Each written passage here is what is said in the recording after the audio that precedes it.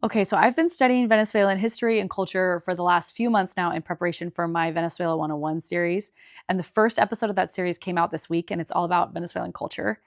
And the idea is that we should be meeting the people before we study their history. And there are so many interesting things I learned about Venezuela in studying for this episode. And there's a ton in the episode, but here are a few of my favorites. So the first one I learned from a book, but then it was backed up by one of the Wiser World team members who is Venezuelan. And the tradition is that when you speak to an older family member, you ask for a blessing by saying bendición, and that means blessing in Spanish. And then the older relative responds with Dios te bendiga, which means God bless you in return. And this is often done at the beginning and the end of every conversation.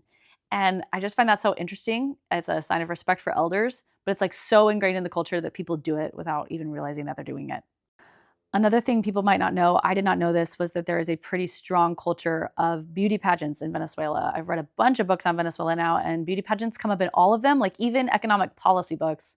There's like whole chapters on beauty pageants and plastic surgery and just like beauty politics. And that really affects the economy and the culture. I just found that fascinating. The last thing that I really enjoyed learning about was just Venezuelan humor and how Venezuelans use humor to manage life. And it definitely seems like Venezuelans can make fun of their own country, but you, as an outsider, you cannot. And I don't think that's completely, uniquely Venezuelan. I feel like a lot of people have, cultural pride, but that's very strong in Venezuela. And I enjoyed learning about that.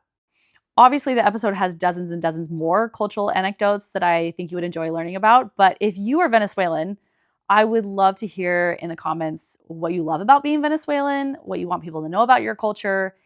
Yeah, the floor's all yours.